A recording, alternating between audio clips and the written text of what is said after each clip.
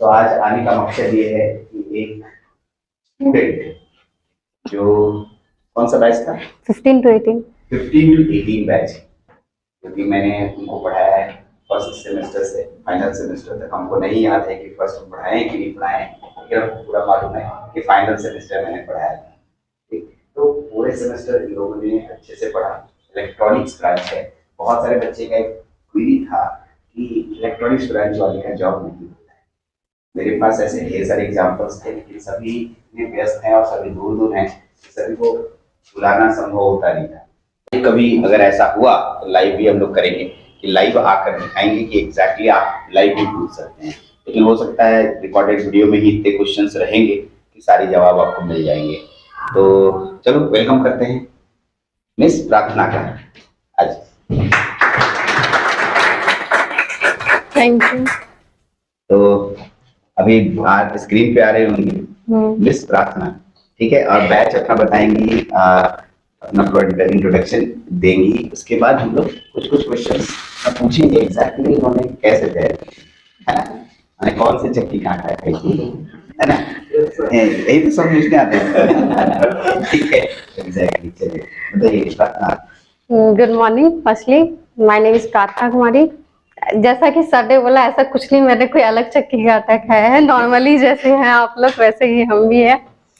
तो सबसे पहले तो आप लोग को अपना सेमेस्टर कंप्लीट करना पड़ेगा अच्छे से, और ये कभी नहीं सोचना है कि हाँ सेमेस्टर में ही हम सोचेंगे कि नहीं हम कुछ और ट्राई करें साइड से।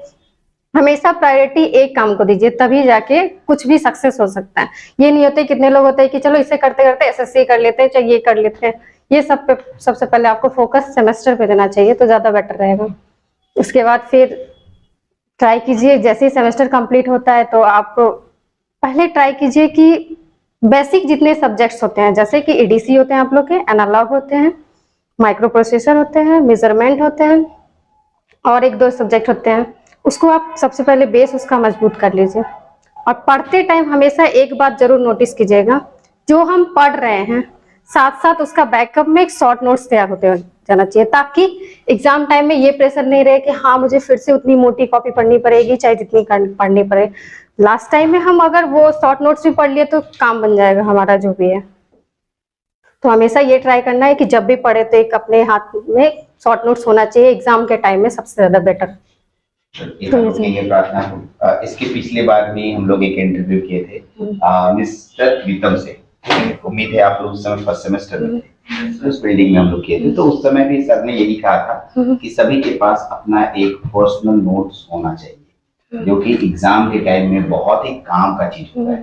ठीक है, इसलिए मैं आपको सबको यही बोलता हूँ कि अपना पर्सनल नोट्स, ठीक है, पर्सनल नोट्स एकदम होना चाहिए। ठीक है प्रार्थना, इसमें सबसे पहला बात कि आपका सिलेक्शन डीआरडीओ में हुआ है, ठीक है, और as a post S T A B, STAAB, full form बता। Senior technical assistant B. हाँ, ये बी ग्रुप बी में आता है, ठीक है, सीनियर टेक्निकल असिस्टेंट। और अभी बेंगलुरु में ज्वाइन करेंगे, पुणे में ज्वाइन करेंगे, ठीक है, और ठीक है पुणे में ज्वाइन करेंगे। और अच्छी बात है कि प्रधानमंत्री खुद अपने हाथों से ज्वाइनिंग लेटर देंगे, मालूम है? तो प्रधानमंत्री से कभी मिले अब जाके लाली यादव से कम से कम मिलो, उससे भी नहीं मिल रहा। छोटा उससे कोई विधायक जी से मिल लो, उससे भी मिलने में मुश्किल है। क्या गेटे से भगा देगा? हाँ, चेहरा देखिए। एग्जैक्टली। तो अब जितने भी सिलेक्शन हो रहे हैं उसको ज्वाइनिंग लेटर दे रहे हैं प्रधानमंत्री जी खुद अपने हाथों से। तो मेहनत आप भी कीजिए। और अभी और जानते हैं हम लोग कि एग्जैक्टली प्रार्थना ने तैयारी कैसे की थी। एग्जैक्टली बीच में बहुत सारा मोमेंट आया होगा, उस सभी चीजों के बारे में एक करके पूछेंगे भी हम लोग कि एग्जैक्टली कैसे तैयारी करती थी, क्या कभी कुछ ऐसा दिमाग में कुछ उल्टा सीधा बात भी आता था, वो सब चीज पूछेंगे। तो पहले तो क्लियर हो गया कि डीआरडीओ में STA और ग्रुप बी में सिलेक्शन हुआ है, अभी पुणे में ज्वाइन कर रही है। पहला इन्होंने बताया कि पर्सनल नोट्स बनाना एकदम नेसेसरी है। मैं आपको गाइड खाली कर दे रहा हूँ और कुछ भी नहीं, और बाकी जो बोलेगी वो आप अपने साथ एकदम दिमाग में सेट कर लेंगे। पर्सनल नोट्स का मतलब होता है, इन्होंने बोला जैसे आप पढ़ रहे हैं, पढ़ने के दौरान बहुत सारी चीजें आप याद रखते हैं और कुछ चीजें कठिन होती हैं जो याद नहीं हो रहा है या गलती कर दी है। आज एग्जाम दे के आए, 50 क्वेश्चन का दे के आए, 30 सही हुआ, 20 गलत हो गया। तो गलत क्वेश्चन को चेक किए, ये गलत है, और जो गलत क्वेश्चन का इंपॉर्टेंट बात है उसको एक कॉपी में नोट कर लेना चाहिए, क्योंकि दोबारा उसकी गलती नहीं करें। जो सही है तो सही किए हम, उसको तो दोबारा नोट करेंगे तो कितना समय बर्बाद होगा। तो जो गलत करते हैं उसको नोट कर लेना चाहिए, ठीक है, इस तरीके से। या दूसरा एक होता है कि एग्जाम देने जा रहे हैं, अब एग्जाम में हम पूरा इतना नोट्स है भारती सर का और कोचिंग का और इतना और अपना बनाया हुआ, तो उतना सब बांध के थोड़ी लेके जाएंगे, ठीक है। अरे रात भर रुकना है, जल्दी जल्दी देखना है, तो उसके लिए हाथ में हैंड नोट्स बोलते हैं इसको, ठीक है। हैंड नोट्स होना चाहिए एकदम, सभी के पास हैंड नोट्स होने चाहिए। वो हैंड नोट्स बोलते हैं, नोटबुक पतली सी कॉपी होती है जिसमें सभी चैप्टर के इंपॉर्टेंट पॉइंट्स होते हैं और उसको लेके जाना होता है, करेक्ट। चलिए, और बाकी प्रार्थना आप एक एक करके बच्चों का जवाब देंगे, ठीक है। और एक बात याद रखिएगा, ऐसा नहीं कि हम नोट्स बना रहे हैं तो एकदम पूरा शुरू से अंत तक एकदम पूरा लिख दिए, तो वैसे वो नोट्स और ये नोट्स में कोई अंतर नहीं रह जाएगा। तो ट्राई कीजिएगा वो शॉर्ट नोट्स ही होना चाहिए। शॉर्ट नोट्स ही होना चाहिए, सही बात। शॉर्ट नोट्स का मतलब इंपॉर्टेंट पॉइंट्स का नोट्स, जो आपको याद नहीं रहता है उसी को लिया जाता है। क्यों आदमी कॉपी में लिख के दे जाता है, भुला जाता है। इसलिए बाजार जा रहे, मम्मी 10 को सब्जी लिखी, 4 बुलाए, 6 को बुला गए, तो तुम हाँ कागज में लिख के ले जाते हो कि एग्जैक्टली हमको याद रहेगा। तो इसी से किसी को कहते हैं शॉर्ट नोट्स। चलिए, तो मैं भी अब ऑडियो करने जा रहा हूँ, अब तुम स्टेज संभालो और हम लोग वहाँ एक करके पूछेंगे सब क्वेश्चन, और जिनको पूछना होगा माइक मैं दूंगा और आप एक करके क्वेश्चन। चलिए, ओके, चलिए। अच्छा प्रार्थना, मेरा पहला क्वेश्चन, हाँ, आपका पहले हमें रूटीन बता दे बच्चे लोगों को कि एग्जैक्टली आप कैसे तैयारी करती थी। इसको थोड़ा सा पहले हम लोगों को बताएं। अगर देखा जाए तो जैसे नॉर्मल स्टूडेंट करते हैं तो मैंने भी वैसे प्रिपरेशन स्टार्ट की, लेकिन मेरा हमेशा एक ही रूल रहा। बहुत सारे बच्चे के अलग रूल होते हैं, मेरे अलग ही रूल है। कितने लोग नाइट में स्टडी करते हैं और कितने लोग मॉर्निंग में स्टडी करते हैं, तो मैं प्रेफरेंस मॉर्निंग को देती हूँ, क्योंकि मॉर्निंग का जो टाइम होता है वो सबसे ज्यादा फ्रेश माइंड होता है। तो सबसे पहला प्रेफरेंस मैं यही देती थी कि मॉर्निंग में जो चीज मुझे सबसे ज्यादा हार्ड लगती थी उसे मैं उठाई और उसे पढ़ना स्टार्ट कर दिया। जो 4 घंटा 4 आवर या 5 आवर जितने लगे उसे पढ़ना है, एकदम कंप्लीटली पढ़ना है। तो ये सब चीज पे ध्यान देते थे। बाकी जो जैसे कि नून का टाइम होता है, जैसे कि आफ्टरनून का टाइम होता है, उस टाइम बहुत जोर की नींद आती है। वो हर किसी के साथ होता है, ऐसा नहीं कि मैं ऐसी हूँ कि मुझे नींद ना आए, वैसे सबके साथ होता है। तो आप उस टाइम वैसे चीजों को प्रेफरेंस दे जो कि बहुत इंटरेस्टिंग है, बहुत मजा आ रहा है मुझे ये चीज पढ़ने में, तो उस टाइम उस चीज को प्रेफरेंस दीजिए। और फिर मतलब ऐसे करके आप अपने शेड्यूल को मेंटेन कीजिए। और जैसे कि बात रही डीआरडीओ की, तो डीआरडीओ में फर्स्ट पेपर ननटेक की होती है, ये तो सबको पता है, और सेकेंड पेपर होते हैं टेक्निकल के। और तो सबसे पहले ननटेक के लिए अगर आपको डीआरडीओ चाहे टेक्निकल लाइन की कोई भी एग्जाम लेने है, तो इसमें सबसे पहले दिक्कत होती है बच्चों के साथ इंग्लिश तो आपको एकदम हर हालत में कंप्लीट करके लेके चलना पड़ेगा, क्योंकि इंग्लिश ही एक ऐसा होता है जहाँ पे बच्चे फंसते हैं। क्योंकि रीजनिंग और मैथ जनरली हर बच्चे बना लेते हैं, इसमें कोई नो डाउट है, ये तो सबको ही पता है। मेन इंग्लिश का होता है पोर्शन, तो आप ट्राई कीजिएगा कि इंग्लिश का पोर्शन ना हमसे छूटे नहीं, क्योंकि इंग्लिश एक ऐसा चीज है जो आपका गलत नहीं होगा अगर आप पढ़ के गए हैं। तो जीके ऐसा है चीज है, वो कह सकते हैं यूपीएससी है, बीपीएससी, बहुत तरीके का एग्जाम होता है, कहीं से भी पूछ सकता है, कुछ भी पता नहीं होता है। लेकिन इंग्लिश का हमें पता है कि हाँ ये इतना ही है सिलेबस, ये अगर हम पढ़ लेते हैं तो ठीक है।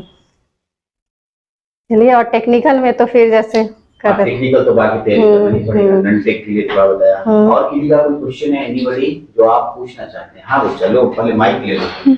हाँ बोलो, इसको पकड़ के बोलो।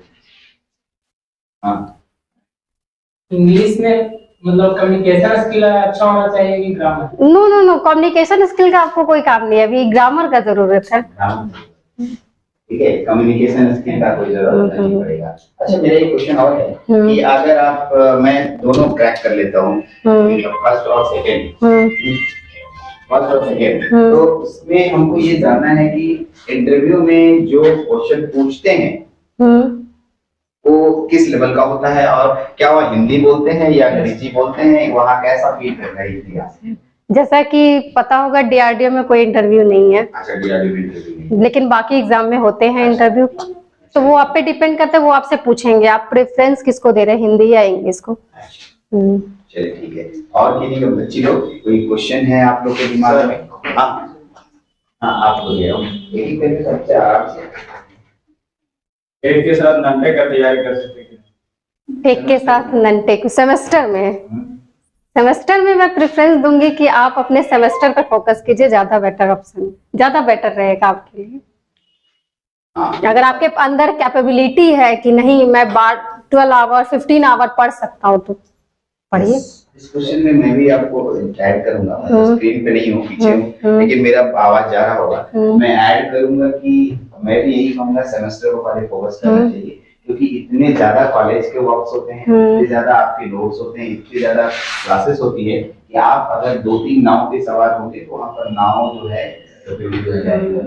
इसलिए किसी एक को फोकस कर लीजिए और उसका समय मिलता है, ठीक है, समय मिलता है। और जो हम जिससे भी टेक्निकल डिग्री लेते हैं इसमें ननटेक माइनर पॉइंट्स ऑफ में जाता है, मेजर में नहीं है। हाँ ये क्वालिफाइंग होता है, शायद मैं जहाँ तक सही क्वालिफाइंग होता है। और हम लोग उसके लिए ठीक है अपने से कर सकते हैं। बिहारी लोग जितने हैं ना, मैं इस बात को वर्ड यूज कर रहा हूँ कि हम लोगों को बचपन से ही मैथ्स इतना बेहतरीन और बताया जाता है और रीजनिंग वगैरह शुरू से करते हैं कि बहुत ठीक ठाक बेस रहता है। थोड़ा सा मेहनत करने के बाद आप निकल सकते हैं, ठीक। हाँ और बड़ी कोई क्वेश्चन किसी के दिमाग में?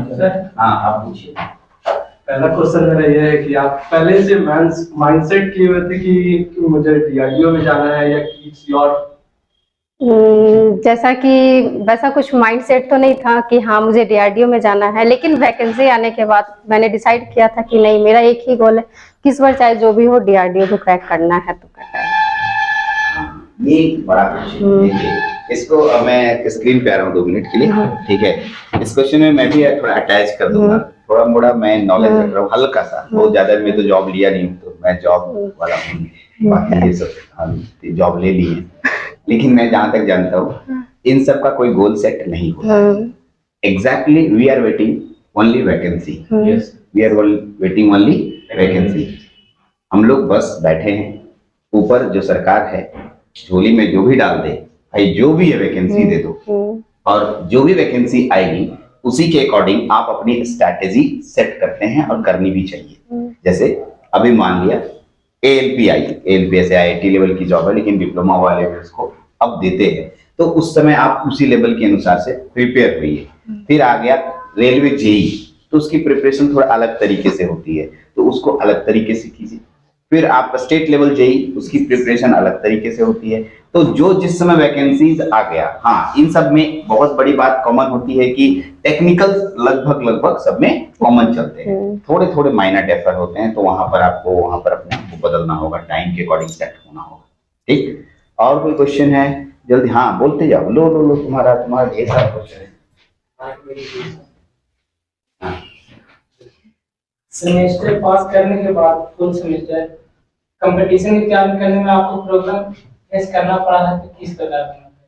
बिल्कुल, वो हर स्टूडेंट के लाइफ में वो नहीं होते, उतार चढ़ाव आते रहते हैं। कभी कभी ऐसा लेवल आता है कि डिप्रेशन का लेवल जमीन पे छू रहा होता है, ऐसा पहुंच जाता है।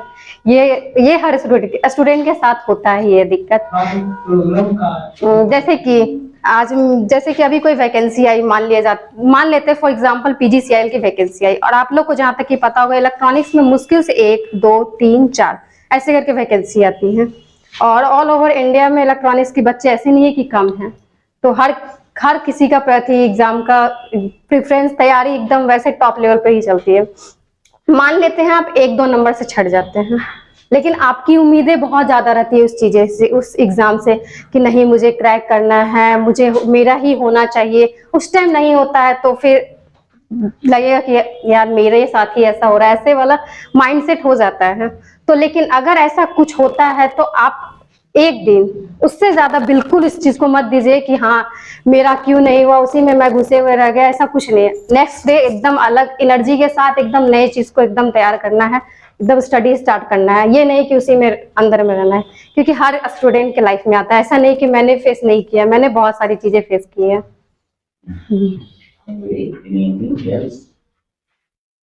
अभी इस समय में सर तो हम लोग गांव में पढ़ा जाता है, पॉलिटेक्निक करके कुछ तो नहीं कर पा रहा है सर, क्या है इसका मैं जवाब दूंगा। इस क्वेश्चन का जवाब मेरे पास है। बच्चे ने क्वेश्चन पूछा, माइकल के पास नहीं था। उनका क्वेश्चन पूछा था कि गांव में ये कहा जाता है कि पॉलिटेक्निक करके करोगे क्या? एग्जैक्टली मैं आपको इसका जवाब सिंपल सा एक लाइन है, उनके लिए, ठीक है, खासकर आपके लिए भी और उनके लिए जो सुन नहीं रहे हैं। जब आप रास्ते में चल रहे होते हैं ना, तो ज्यादा लोग सिर्फ आपको डेविएट करने वाले मिलेंगे, ठीक है, रास्ता, सही रास्ता दिखाने वाला कोई नहीं मिलेगा। इक्का दुक्का मिल गए तो चलो भाई, आप अपने आप को खुशकिस्मत समझिए। कोई भी आपको टांग खींचने से नहीं छोड़ेगा, बचेगा नहीं, मतलब कि हाँ आपका टांग खींचेगा ही। और इसमें कोई दूसरे नहीं होते हैं, आपके अपने रिलेशन वाले होते हैं या आपके अपने बहुत ही करीबी होते हैं। करीबी का मतलब अपने फैमिली को छोड़कर जो आपके पड़ोसी वाले फैमिली होते हैं ना, वो ज्यादा इस पे करते हैं, ठीक है। वो क्रिटिसाइज करना चाहते हैं ताकि आप डिमोरलाइज हो, अपने पाथ से डेविएट हो, ठीक है। लेकिन जो इस बात को बोलता है और वो क्रिटिसाइज कर रहा है, तो पहले इतना जान लो कि उसके पास इसकी कैपेसिटी नहीं है, तभी वो बोलता है, ठीक। अगर एक मैच्योर इंसान एक अच्छे पद पे जाता है, ठीक है, तो इसको खुद समझ जाता है कि भाई कोई भी काम आसान नहीं है। पॉलिटेक्निक करना इतना आसान हो जाता तो फिर क्या बात था, सुबह उठते और रातों रात पॉलिटेक्निक होता, रातों रात जॉब मिल जाए। ऐसा नहीं होता है, ठीक है। और जो बोलते हैं वो सिर्फ और सिर्फ नासमझ लोग हैं, ठीक है। यही बोलेंगे कि उनको थोड़ा सा समझना चाहिए, और जो चीज सोच रहे हैं वो भी उनके लिए आसान नहीं होगा, या इतना आसानी से वो कुछ भी करा दे, ठीक है। लेकिन एक बात फिर से, किसी की बात सुननी नहीं है। एक बार गोल को फिक्स कीजिए और फिक्स कीजिए, उसके बाद कोई कुछ बोले, ठीक। मैं आज अपना राज खोल देता हूँ, आपके सामने ओपन कर रहा हूँ। मैं एक ऐसा इंसान हूँ जो डेविएशन का इतना ज्यादा शिकार हुआ हूँ, जो कि मेरे से ज्यादा डिग्री लेने वाला अभी इंसान कोई नहीं होगा, मेरे से ज्यादा करियर पाथ को चेंज करने वाला कोई नहीं होगा। मैं कौन सा ऐसा करियर की तैयारी नहीं किया या कौन सा ऐसा पाथ को नहीं पकड़ा, ठीक है। आज मेरे पास, आपको विश्वास नहीं होगा, मैं हिस्ट्री ऑनर्स हूँ। विश्वास नहीं हो रहा है ना, हिस्ट्री ऑनर्स। मैं पॉलिटेक्निक आपके जीपी गया से कंप्यूटर साइंस से कंप्लीट किया, छोड़ दिया बीच में 1.5 साल करके, 3 साल का था। गया, जीपी गया, हाँ, फल्गु नदी के किनारे वाला, 1.5 साल पढ़ा, चला है।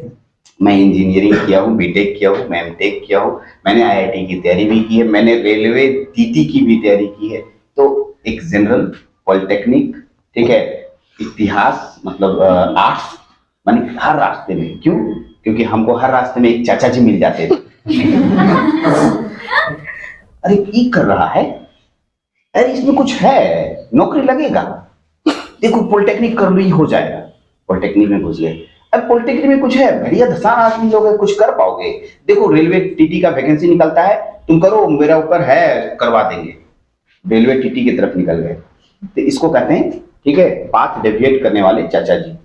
तो उसके बाद जब मेरे को बुद्धि आई, समझ में आया कि नहीं, किसी एक काम को स्टेबल करना है, ठीक है, उसके बाद तो छूट ही गया मेरा सब कुछ। मैं जिस काम को करने के लिए दौड़ा, आज भी दौड़ रहा हूँ, और उस काम को करने के लिए चाहे सोना जागना पड़े, रात 24 घंटे जागेंगे, लेकिन नहीं छोड़ेंगे, ठीक है। थोड़ा मोड़ा मैं अभी आप लोग को ठीक ठाक पढ़ा लेता हूँ, जो भी दिखता है, ठीक है, और बाकी मेरा और कोई काम नहीं है। तो ये मेरा गोल था कि मेरे को अच्छा पढ़ाना है, ठीक ठाक कोशिश कर रहे हैं, जिसमें कि कुछ बच्चे को लगता है कि चलो ठीक है, कुछ बच्चे को लगता है अभी नहीं है, तो मैं कोशिश और करूँगा कि अच्छा पढ़ाऊंगा। तो मेरा इस एग्जाम्पल से सिर्फ अपना एग्जाम्पल दे रहा हूँ, मैं दूसरे का एग्जाम्पल लेने के लिए जरूरत नहीं है। मैं डेविएटेड पाथ का शिकार हूँ, और मैं इस बात को आपसे दिला रहा हूँ कि उन चाचा जी लोगों से बच के रहना है, करेक्ट। लंबी वीडियो जाएगी तो बहुत सारे लोग देखेंगे भी नहीं, जो चीजें सुननी है इनसे वो छूट जाएगा, मेरा तो भाषण कभी बंद नहीं होने वाला, ठीक है। चलो पूछो जी। जैसे सर ने कहा है, ऐसा नहीं है। सर के छत्र छाया में अगर कहा जाए ना, जो लोग रहे सब लोग सफल हुए। जैसे कि मैं जब पढ़ती थी उस टाइम 3-4 टीचर थे। रजनीश सर थे, उनका भी जॉब हो चुका है। अमित सर थे, कौन इनके एक भाई हैं, मनदीप सर, वो भी अभी सेटल हैं। यानी इनके छत्र छाया में जितने लोग रहे सब हुए। ये भले अपने आप को हमेशा यही बोलते हैं कि मैं कम हूँ, ऐसा कुछ नहीं है। सर के बताए हुए आज भी मुझे एक एक नोट से याद है। इतने अच्छे से ये बताते थे, एक भी चीज, चाहे वो डिजिटल हो, माइक्रो प्रोसेसर हो, चाहे एनालॉग हो, ज्यादा बोलेगी तो सब बोलेंगे मुझे सिखा के। नहीं नहीं नहीं, ऐसा कुछ नहीं, आने से पहले इन्होंने मुझे कुछ नहीं बताया है, कुछ नहीं बोला। मैं दिल से बता रही हूँ कि ये जो भी पढ़ाया मुझे आज भी याद है। हाँ, इनका क्वेश्चन है, क्या सभी ब्रांच के बच्चे का डीआरडीओ में वैकेंसी आता है? हाँ, लगभग आती है, लेकिन किसी में कम आती है। जैसे सीएस वालों की ज्यादा आती है, इलेक्ट्रॉनिक्स वाले की ज्यादा आती है, और मैकेनिकल वाले की सबसे ज्यादा आती है। तो डीआरडीओ किस पर्पस, कौन ब्रांच के लिए ज्यादा अच्छा है? ज्यादा अच्छा है ऐसे तो बोला जाता है इलेक्ट्रॉनिक्स वालों के लिए, सीएस वालों के लिए और मैकेनिकल वालों के पहले लिए। तो हम लोग डीआरडीओ का फुल फॉर्म जानेंगे। Defence research development organisation. Correct, ये डिफेंस के लिए बना हुआ है, और जनरली डिफेंस में जितने भी रिसर्च दुनिया है उस पे काम होती है। तो हम लोग जनरली मिसाइल्स या फिर इलेक्ट्रॉनिक्स की दुनिया का पूरा, ठीक है, जो अभी हम लोग इंडस्ट्री 4.0 रेवोल्यूशन में है, ठीक है, उसकी दुनिया का पूरा चीज वहाँ पर रिसर्च होता है और उसका पूरा प्रोडक्ट वगैरह डिजाइन होता है। अभी तो मेला भी लगा हुआ है, ठीक है, कि जितने भी इंडिया में अच्छे अच्छे रिसर्च किए गए हैं हमारे, ठीक है, इस डिफेंस में, उसको सब लोग मेला लगाए हुए हैं, पेपर में पढ़ते होंगे, ठीक है, बैंगलोर में लगा, ठीक है। तो चलिए, तो सभी ब्रांच के होते हैं। अभी मैकेनिकल वाले सर आएंगे, वो आए थे, प्रिंस सर मिलवाए नहीं हम लोग, प्रिंस सर से मिलवाएंगे, उनसे भी इंटरव्यू होगा। अभी तो लाइन लगा हुआ है, अभी हम सबका समय नहीं मिलता है। वो क्या नाम था उसका, जायोसील में विशाल, वो भी आएगा, ठीक है। अभी तो इलेक्ट्रिकल के सारे बच्चे आएंगे तो लाइन लग जाएंगे। मैं इलेक्ट्रिकल को इसलिए नहीं ला रहा हूँ, पीछे 3 इलेक्ट्रिकल आ गए तो सब लोग ये कह रहे थे कि भारती सर सिर्फ इलेक्ट्रिकल वाले बुलाते हैं। इलेक्ट्रॉनिक्स वाले भी आएंगे, इलेक्ट्रॉनिक्स है, और अभी मैकेनिकल है, इलेक्ट्रॉनिक्स है, इलेक्ट्रिकल, ऐसे बच्चे आएंगे और अपना अपना बात बताएंगे। हाँ, सिविल वाला भी है। सिविल वालों के लिए तो सोचना ही नहीं होता है। ठीक है, सिविल वाले भी हैं। गर्ल्स आप लोग भी पूछ सकते हैं, ये आप लोग हमेशा माइंड से हटाइए कि आप लोग किसी से कम हैं। कहीं भी जाइएगा आपको गर्ल्स की संख्या आप ज्यादा ही मिलेगी, इसलिए आप लोग थोड़ा सा माइंड डेवलप कीजिए, जो भी मन में आए, जो भी आए क्वेश्चन पूछ लीजिए। तो पहले गर्ल्स पाएंगे, ऐसा कुछ नहीं है। ये जो आप लोग बॉयज लोग माइंड सेटअप कर लिए ना कि जॉब में गर्ल्स को प्रेफरेंस दिया, ऐसा कुछ नहीं है। अब जैसे कि मान लिया जाए कि डीआरडीओ में ही आई है, कट ऑफ आई, वहाँ लिखी हुई है कि बॉयज की ये है कट ऑफ, गर्ल्स की ये कट ऑफ, ऐसा तो कुछ नहीं है। कट ऑफ तो एक ही आई है ना, तो ये आप कैसे बोल सकते हैं कि बॉयज को प्रेफरेंस नहीं दिया जाता, गर्ल्स को प्रेफरेंस दिया जाता है। ये बहुत बड़ी बात है, ये हम लोग के माइंड में सेट होता है, होगा ना। क्योंकि गया अंगूर खाने, अंगूर नहीं तोड़ता है, अंगूर खाता है, ठीक है। फाइनली बाकी कुछ नहीं बोलेंगे, ठीक है। हाँ, गर्ल्स लोग, अरे कोई क्वेश्चन नहीं पूछ यार, सीनियर तुम लोग है, पूछो। अच्छा, आप प्रिपरेशन करने टाइम इसको बोल के नहीं मिलेगा, क्या पूछिए। प्रिपरेशन करने टाइम कुछ गलती किए होंगे ना? बिल्कुल किए हैं। तो बस वो बता दीजिए कहाँ कहाँ आप करते हैं। हाँ, एक जैसा कि मैं क्या, हर स्टूडेंट गलती करता है तभी तो सीखता है। जैसे कि एक चीज आप लोग हमेशा ट्राई कीजिएगा, वो भी नोट को दबाओ, नोट फर्स्ट वाला, पीला वाला कर दो। हाँ, आगे बस। अच्छा, जैसे कि हमेशा प्रेफरेंस देना है कि टेस्ट को एकदम पर डे एक देना है, ठीक है। मान लिया जाए कि 50 क्वेश्चन थे, ठीक है, और मान लेते हैं इसमें से मेरे 10 क्वेश्चंस रॉन्ग हो गए हैं, तो ऐसा नहीं कि टेस्ट दे के आए हमारा काम खत्म हो गया, हमको इससे कोई मतलब नहीं है कि हाँ नहीं। लेकिन आपको क्या करना है, घर आना है, पूरा 50 क्वेश्चन देखना तो देखना है, बाकी ये जो 10 क्वेश्चन गलत हुए तो किस सब्जेक्ट से हैं, क्या गलत हुए, सबसे पहले आके हमें उसी को देखना है। तो हमेशा, और हम ऐसा नहीं कि गलती सबके साथ होती है, सब लोग वही गलती करते हैं। एक्चुअली हम लोग के साथ दिक्कत क्या होती है, डिप्लोमा वालों के साथ, अभी आई 2 सीट पे वैकेंसी, उस पर तैयारी पे लग गए, फिर आई 4 सीट पे वैकेंसी, उस पे लग गए। कोई गोल सेटअप नहीं होता है कि हाँ हमको डीआरडीओ में जाना है चाहे इसरो में जाना है। तो लेकिन एक्चुअली में अगर आपको प्रेफरेंस तैयारी करना है तो आप पहले तैयारी करना है तो आप सबसे पहले आपको एक ही चीज करना पड़ेगा कि आप कहाँ गया, ठीक है। तो सबसे पहले आपको यही करना है कि बेस का जो सब्जेक्ट है उसको तैयार करते हुए जाना। यही चीज हम लोगों ने गलती किया था, करते थे कि नहीं बेस का सब्जेक्ट नहीं तैयार करते, लेकिन आप लोगों को क्या करना है, एकदम बेस का जो सब्जेक्ट है, जैसे कि इलेक्ट्रॉनिक्स के लिए कुछ सब्जेक्ट होता है जो कि बेस का होता है, जैसा कि मैंने शुरू में बता चुकी हूँ कि बेस का जो सब्जेक्ट होता है, तो उस बेस के सब्जेक्ट को एकदम प्रेफरेंस देना है। और हाँ, एक चीज हमेशा ध्यान रखना है, आज मैं मान लिया जाए मैंने आज स्टार्ट किया है, EDCA स्टार्ट किया है, मैंने 4 दिन पढ़ा, मैं टेस्ट दी। टेस्ट देने टाइम एक ही चीज ध्यान में रखना है कि EDC का एक क्वेश्चन गलत नहीं होना चाहिए। अगर गलत हो रहा है तो क्यों गलत हो रहा है, उसको आके सबसे पहले वही चीज देखना है। तो ये सब चीज जो गलती है जो कि हम लोग करते थे वो सुधारे हैं, बहुत हद तक सुधारे हैं, तब जाके आज स्टिक लगा। तो यही सब गलती आप लोग भी कोशिश कीजिएगा कि ना हो, आगे किसी का हो। चलिए, और कोई क्वेश्चन है किसी का? एनीबॉडी? लास्ट क्वेश्चन है आपका।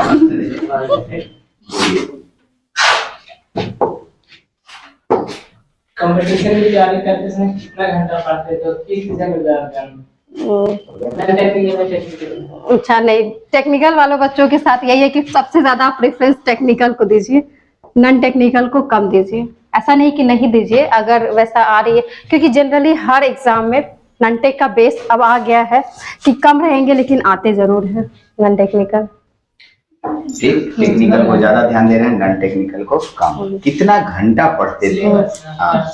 ये बता।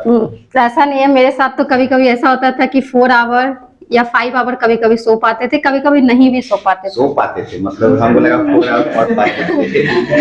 नहीं, सो पाते थे, मतलब बाकी दिन पढ़ना ही है, एकदम बैठना है। मैं चलिए, तो यहाँ तक। और किन्हीं का कोई क्वेश्चन? एनीबॉडी? हाँ, पूछो, खुल के पूछने के लिए आपको आज मैंने रखा है। देखिए, एग्जैक्टली ये जब वहां बैठी थी तो इसको भी डर लगता होगा, हमको नहीं मालूम, डर लगता होगा कि स्टेज पे आज स्टेज पे इतना फ्लुएंटली बोल रही है, हमको विश्वास नहीं हो रहा है कि इतना फ्लुएंटली बोल ले रही है। अच्छा है, चलो बढ़िया। नहीं, पूछिए। लास्ट क्वेश्चन बोल दिया था, कसम खा लिया क्या? चलिए, लास्ट में बोलो क्वेश्चन बोलो, कसम खा लिया लास्ट। आपका इंग्लिश पहले से कंपटीशन की तैयारी? जैसा कि मैं रियल बताती हूँ, मैंने नॉन टेक्निकल का एक भी क्लास नहीं किया है, कहीं से भी कोई क्लासेस नहीं की हूँ। यूट्यूब होती है तो यूट्यूब में मैंने इंग्लिश की क्लासेस भी देखी है और इंग्लिश के क्लासेस की है। इनफैक्ट मैंने प्रेफरेंस लास्ट टाइम में एक आती है SSC की इंग्लिश की बुक, उसको मैंने प्रेफरेंस बहुत ज्यादा दी, क्योंकि उसमें और खास कर आपको इंग्लिश पढ़ते टाइम एक ही चीज ध्यान रखना पड़ेगा कि वो क्या आती है जिसमें रॉन्ग होते हैं, क्या उसको बोलते हैं, इरर। हाँ, इरर एनालिसिस, ये सबसे ज्यादा आजकल क्वेश्चन पूछते हैं। तो इरर, हाँ, सेंटेंस इरर, और उसमें भी कुछ टॉपिक होते हैं जिससे ज्यादातर क्वेश्चन पूछते हैं, तो वो वैसे बता दिया जाएगा। और अगर पूछना हो तो उतना ज्यादा बेस लेवल का। पहले आप, अभी मैं आपको एक ही बात बोलूंगी कि आप सेमेस्टर कंप्लीट कीजिए, उसके बाद ही कुछ करना है। सेमेस्टर बहुत जरूरी है, सेमेस्टर ही नहीं कंप्लीट होगा तो फिर आगे का रास्ता ही नहीं मिलेगा, फिर तो सब गेट बंद है। सेमेस्टर बहुत जरूरी है और उसके लिए मैं तो हूँ, ठीक है, मैं सेमेस्टर तो निकालने के लिए आया हूँ, ठीक है। तो सबसे इम्पोर्टेंट बात है सेमेस्टर। सेमेस्टर में परसेंटेज मायने रखता है? हाँ, ये इम्पोर्टेंट क्वेश्चन है, बहुत सारे बच्चे का सेमेस्टर में परसेंटेज मायने रखता है। हाँ, मायने तो रखता है। जैसे कि एक वैकेंसी होती है NTPC थर्मल पावर वाला, नो वो रेलवे वाला नहीं, उसमें 75% दे देता है। अगर आपके मार्क्स है तो आप भर सकते हैं, अदरवाइज नहीं भर। कुछ जॉब्स ऐसे हैं जहाँ पर 75% नेसेसरी है, और लेकिन मोस्ट ऑफ द जॉब में हम लोग को परसेंटेज का वैल्यू नहीं है। लेकिन कुछ जॉब अब आएंगे, हम ये भी बोल रहे हैं 75% हमेशा अपने मार्क्स को अप करके रखिए, बढ़िया रहेगा, ठीक है। और सब में इक्वल वेटेज दीजिए सब्जेक्ट की। आज आप सोच रहे होंगे कि हमको ये नहीं पढ़ना, हमको नहीं पढ़ना, बाद में आपको जरूरत पड़ेगी इन सबकी, और बेसिक्स क्वेश्चन में जरूरत पड़ेगी। ये आपसे, ये आप मान लीजिए ना, आपको हर सब्जेक्ट पढ़ना ही पड़ेगा, आप जैसे भी पेज। हाँ, ये बात सही है, हर सब्जेक्ट पढ़ना। भी लोग का सिलेबस इतना हल्का हो गया है ना, तुम लोग के समय बहुत टफ सब्जेक्ट था, अभी लोग में एकदम हलवा वाला सब्जेक्ट था। बस एक टॉपिक ऐड किया इन लोगों को, माइक्रो कंट्रोलर, जो ज्यादा भी बड़ा नहीं है, उसको और पढ़ा जाए तो। इलेक्ट्रॉनिक्स में तुम बोल, इलेक्ट्रिकल वाले को 2 पोर्ट पढ़ने ही नहीं है, 2 पोर्ट ही नहीं है। 2 पोर्ट से क्वेश्चन आएगा, पढ़ाई कैसे वो समझेगी उस समय। 2 पोर्ट लोग है, 2 पोर्ट कभी अभी तक नेटवर्क में नहीं लाए हैं, 2 पोर्ट नहीं पढ़ना है। 2 पोर्ट जबकि इलेक्ट्रिकल नेटवर्क में बहुत इंपॉर्टेंट टॉपिक माना जाता है, ठीक है। तो ऐसे बहुत सारे टॉपिक गायब कर दिया गया। खैर, इन सब का डिस्कशन हम लोग नहीं करेंगे, बाद में कभी हम लोग इस पे बात करेंगे, कब गया कब कौन आया। लेकिन इतना तय है, तैयारी करना पड़ेगा। तैयारी इतना आसान नहीं है जितना बोल दिए, अगर उतना आसान है तब तो हम कल रात से शुरू करेंगे और परसों रात तक खत्म कर देंगे, है ना। एक लंबा सफर है। 2016-17 में पास आउट हुई, 18 में पास आउट हुई, 18 से लेके 23 तक बीच में कोरोना का पीरियड भी था। कोरोना ठीक है? था, मैंने बीच में अप्रेंटिसशिप कर लिया था, वो मेरा पूरा पढ़ाई ही छूट गया था। ठीक है, तो एग्जैक्टली लंबा सफर है और फ्रस्ट्रेशन भी आता है, बहुत एकदम ज्यादा आता है, ऊपर से प्रेशर आता है, मतलब मम्मी पापा की तरफ से वो भी आता है। गर्ल्स के साथ तो बहुत ज्यादा ज्यादा शादी शादी शादी शादी। बस सबसे पहले वही, अब छोड़ो तो कहाँ करनी होगा, छोड़ो तो शादी कर लो। एग्जैक्टली ये सब केसेस आएंगे लड़कियों के लिए खासकर बोल रहा हूं। लेकिन अपने पर अडिग रहना, अडिग रहना तो अडिग रहना, नहीं हमको कुछ करना है। जिस दिन तुम्हारा जॉब हो जाएगा ना, उस दिन पापा ना सीना तान के खड़े रहेंगे, अब बोलेंगे, सीना तान के खड़े रहेंगे वो, ठीक। उसके बाद तो फिर नहीं, जिस दिन तुम्हारे पास जॉब नहीं रहेगा ना, पापा जी मुझे झुका के खड़े रहेंगे। दोनों का अंतर समझते हो? हाँ, दोनों अंतर लड़कियां बहुत अच्छे से समझ रही है इस बात को, ठीक है। क्योंकि जब शादी के लिए जाएंगे तो वो पापा जी का जो खनक होगा, आवाज निकलने का, बात करने का, वो दबा हुआ नहीं रहेगा। सामने वाला एकदम ही बोल दिया तो ना मानना ही पड़ेगा वाला बात है, ऐसा नहीं। पापा जी बोलेंगे मेरी बेटी भी कम नहीं है, एग्जैक्टली। और इसी बात को आप, इसी गुमान को पापा का गुमान बनाइए इस लाइन को, ठीक है, कि हाँ नहीं बेटी कुछ है, कुछ कर सकती है। और लड़कियों के लिए खासकर बोल रहा हूँ, ठीक है। इसलिए बाबू तम प्रण बना लो कि हमें कुछ करना है, करेक्ट। बॉयज लोग के लिए ऐसा नहीं है, बॉयज लोग तो खैर है, करना ही है, कोई उपाय ही नहीं है, ठीक है। तुमको तो कोई उपाय ही नहीं है, करना तो पड़ेगा। हाँ जी, क्या सैलरी कितना? एग्जैक्टली हाँ जान रहे थे सैलरी कितनी मिलेगी और हमको? सर डीआरडीओ में भी परसेंटेज देखा जाता है डिप्लोमा का, अभी तक तो नहीं है, नहीं ऐसा कुछ नहीं है, अभी तक नहीं है, इसरो डीआरडी दोनों में नहीं है, ठीक है। लेकिन दुनिया चेंजेबल है, बदलती रहती है, आने वाले समय में बदलेगा। जैसे इन्हीं नीट में हो गया, ठीक है, एक समय आया था 70% क्रॉस होना चाहिए +2 में, ठीक है, वो सभी आया था, चेंजेबल है। अब चेंज होगा तो आपको पता चल जाएगा, नहीं हुआ है अभी तक, लेकिन होगा, होने की संभावना भी है। हाँ, अब क्या हुआ सैलरी, तो देखिए स्केल है, भारत सरकार का 8वां पे स्केल चल रहा है, स्केल के अकॉर्डिंग जाना होगा, स्केल समझिएगा तो पे पेमेंट होगा। उम्मीद है, मान के चलिए कि एक जेई की पेमेंट 40,000 से स्टार्टिंग होती है, उसके बाद जैसे जैसे बीतते जाएगा आप ऊपर ही जाएंगे पैसे का, ठीक है। तो सरकारी नौकरी है, इसलिए ऐसा बहुत अच्छा इसको बोला जाता है, और इसमें इंक्रीमेंट कंटिन्यूअसली चलता है, ठीक। और इसी के अप्रोक्स में सभी का है, किसी का 35, किसी का 40, किसी का 45, इसी के बीच में आपको बनता है। इसमें बहुत सारे अलॉटमेंट मिलते हैं, भत्ता बोलते हैं आप इसको, ठीक है। मेडिकल भत्ता है, आने जाने के लिए है, ठीक है, महंगाई भत्ता है, बहुत सारी चीजों को मिलता है, ऐड करके आपका सैलरी बनता है, ठीक। तो अप्रोक्स मान के चलो 35,000 से लेके 45,000 के बीच में, ठीक ठीक ठाक पैसा है, उसमें जिंदगी हो जाएगा, ठीक है। हाँ, और कोई क्वेश्चन एनीबॉडी? सर हाँ, वो मतलब आप जब सेमेस्टर क्लियर कर लेती तो आप जब सेमेस्टर क्लियर कर लेती तो उसके बाद मतलब तैयारी आपकी की, जैसे जैसे वैकेंसी आया आप उसमें? जैसा कि मैं बता चुकी हूँ,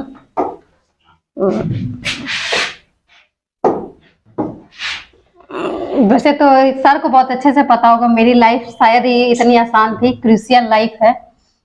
मेरे घर में गार्जियन की कमी थी, और इनफैक्ट इन्होंने मुझे पढ़ाने का क्या बोलते हैं ऑफर दिया था, और मैंने पढ़ाया भी है। मैं इनके साथ इनसे पढ़ती थी और पढ़ाती भी थी यहीं पे। सही बात है, ये यहाँ की टीचर है, यहाँ की फैकल्टी है, ठीक है। और बहुत सारे बैचेस हुआ करते थे उसमें कुछ बैचेस में एक क्लास भी लेती थी, सही बात है।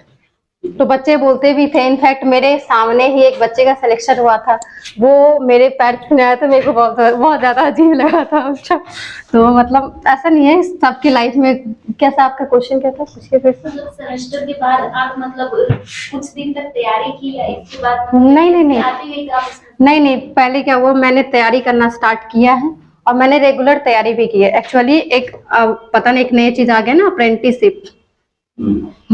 तो अप्रेंटिसशिप मेरी हुई थी IUCL, यही पटना में ही हुई थी। तो कितने लोग बोलते थे कि अप्रेंटिसशिप कर ली जॉब मिल जाएगा, ऐसा करके पहले चलते थे।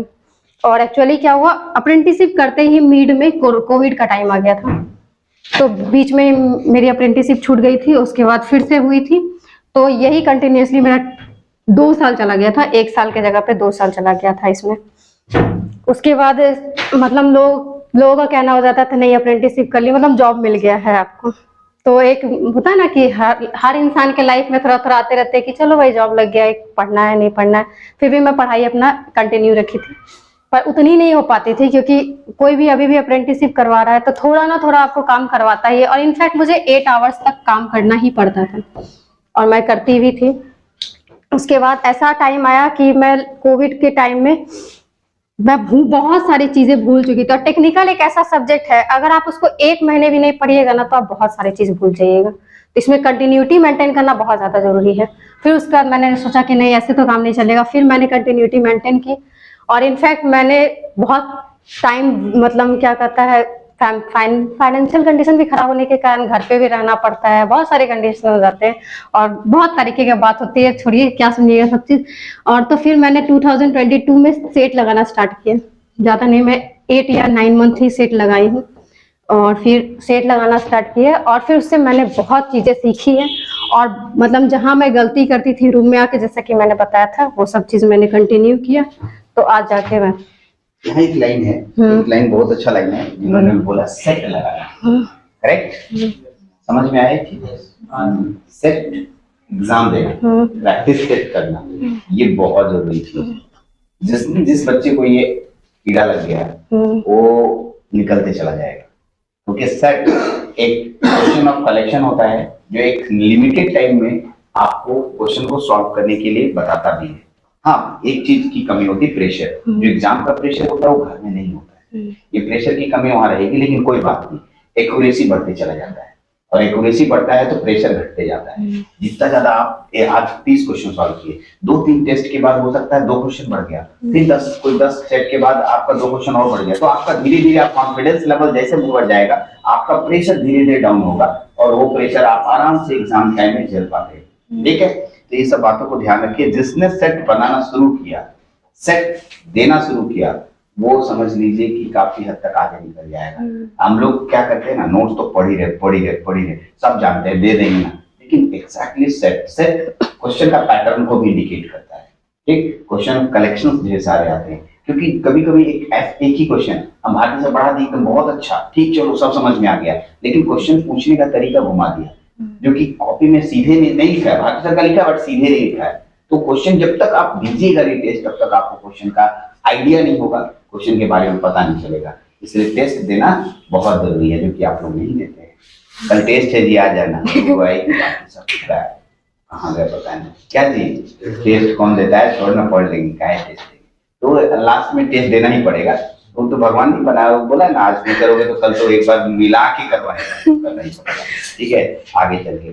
चलिए, तो बहुत सारी बातें भी, और किसी को कुछ पूछना है नहीं बड़ी? हाँ बोलो, तुम क्वेश्चन पूछा था, तुम्हारा भूल गया हूँ। हाँ क्या था? में आप काम क्या करेंगे वहाँ? हाँ, काम क्या करेंगे, एग्जैक्टली वर्क क्या है इनका, nature of work. Nature of work, जैसे कि एक पोस्ट होती है साइंटिस्ट, तो साइंटिस्ट का काम होता है कि लोग तो उसी के एक नीचे की पोस्ट होती है ये, तो मतलब उसको असिस्ट जो करते हैं, that is scientific assistant.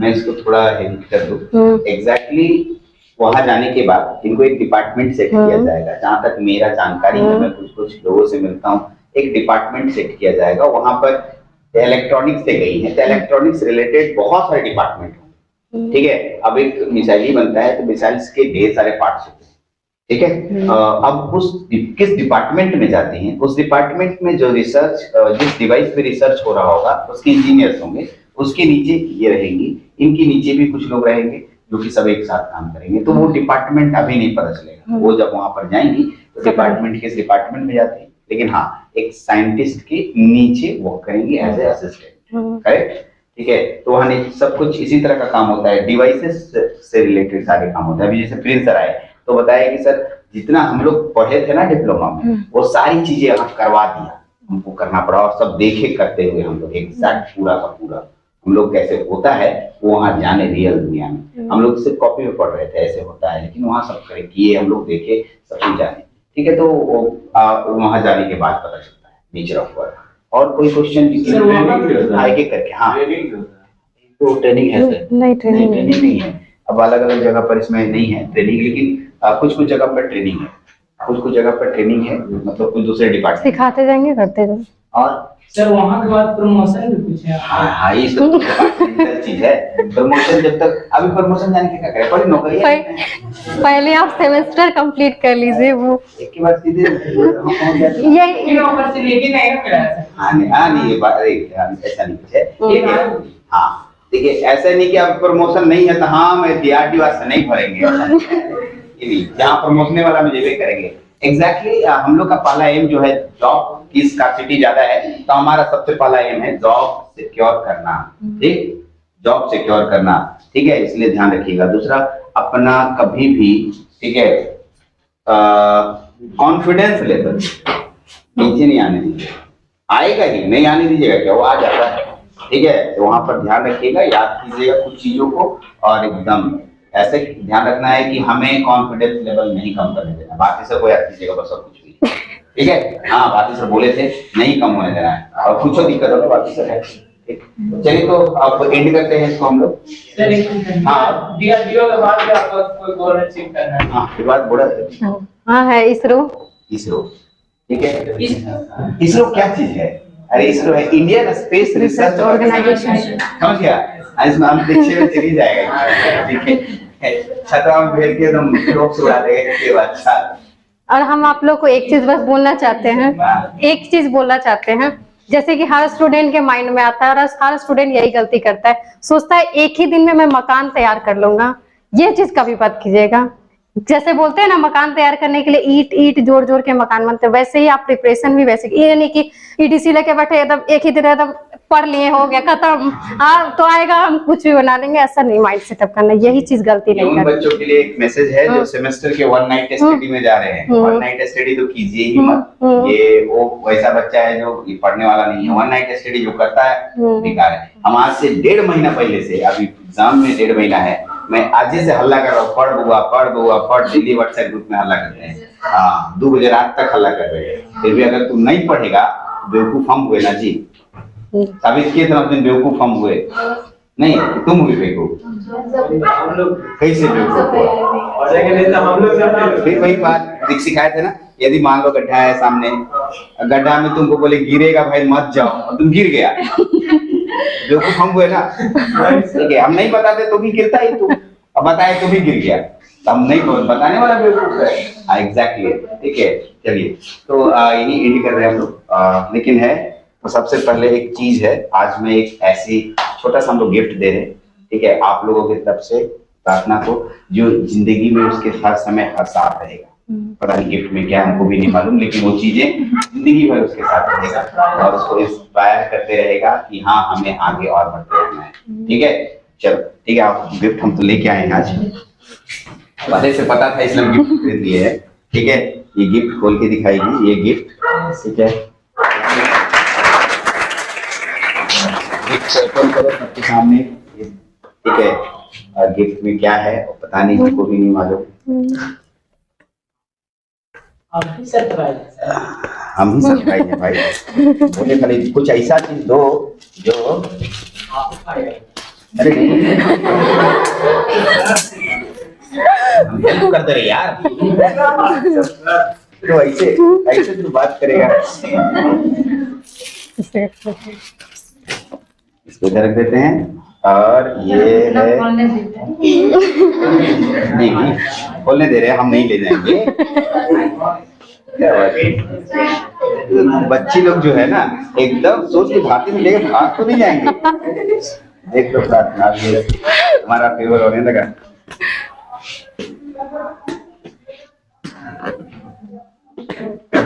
Low ji, thank you, तुम्हारा पेन बहुत काम का चीज है। ये है, हाँ अब इसमें से निकालो,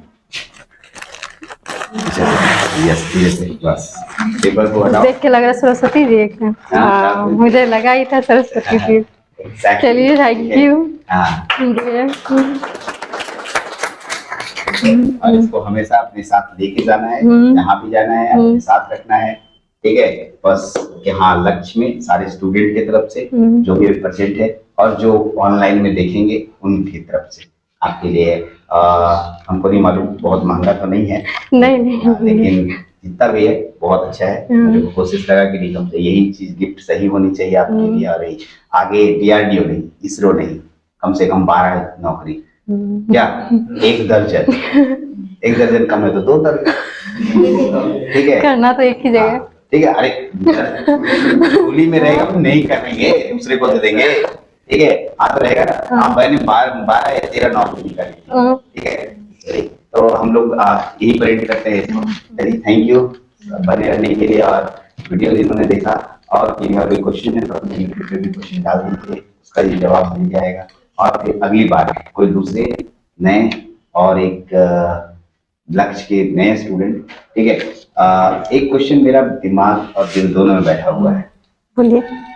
मैं भी क्वेश्चन पूछना चाहता हूँ, ठीक है। एग्जैक्टली क्वेश्चन ये है, एग्जैक्टली कि क्या हम लोगों को इसके बाद कोचिंग ज्वाइन करना चाहिए? कोचिंग ज्वाइन करने का मतलब, जैसे भारतीय सर का एक कोचिंग चलता है, इसमें सब लोग पढ़ रहे हैं, ठीक है, तो क्या हम लोगों को इसके बाद भी कोचिंग करनी चाहिए? ये क्वेश्चन था। पहले ये जवाब देंगे, फिर हम आपको अपना जवाब देंगे, ठीक है। क्या फिर से भारतीय ये लक्ष्य कोचिंग के बाद, हाँ। ये सेमेस्टर की कोचिंग चल रही है, तो क्या हमें कॉम्पिटिटिव लेवल के लिए किसी की सपोर्ट की जरूरत पड़ती है? जैसे कि सबको पता है कि UPSC जो कि सबसे बड़ी एग्जाम होती है, कितने लोग उसको करने के लिए क्लासेस लेते हैं, कितने लोग सेल्फ स्टडी करते हैं, ये डिपेंड सब आप पे ही करता है। टीचर एक ही चीज करते हैं, आपको गाइडलाइंस देते हैं, एक प्रॉपर गाइडलाइंस देते हैं। तो अगर आपके अंदर कैपेबिलिटी है कि हम खुद ही सब चीज कर सकते हैं और हम कर सकते हैं तो कीजिए, अगर आपको यही गाइडलाइंस की जरूरत है तो कर सकते हैं। एकदम करेक्ट जवाब था, और यही जवाब मेरा भी था, ठीक है, कि आपको इसके बाद की कोचिंग की जरूरत आप अपनी कैपेबिलिटी पे ले लीजिए। टीचर सिर्फ गाइडलाइन देंगे, जो भी पढ़ना है ना, यहाँ पर जैसे मैं ईंट बाय ईंट बता रहा हूँ आपको बेस, ये कॉपी आपको हमेशा जिंदगी भर काम देगा और ये कभी नहीं पीछा छोड़ेगा, और इसको रखे रहना है। हाँ, जब भी आप आगे के सेमेस्टर के बाद आगे की पढ़ाई करने जाएंगे तो आपको सिर्फ टीचर्स लोग गाइडलाइन देंगे, जल्दी कैसे सॉल्व करेंगे, कौन से क्वेश्चन को सॉल्व करना है, कौन से क्वेश्चन को सॉल्व नहीं करना है, कितने क्वेश्चन सॉल्व करने चाहिए, ये सब सभी चीजें, ठीक है। तो चलिए, हम लोग का आज इतना ही रहेगा। इसके बाद हम लोग आज अपने अपने क्लास में जाएंगे और फिर अपना क्लास करेंगे। चलिए, थैंक यू वेरी मच।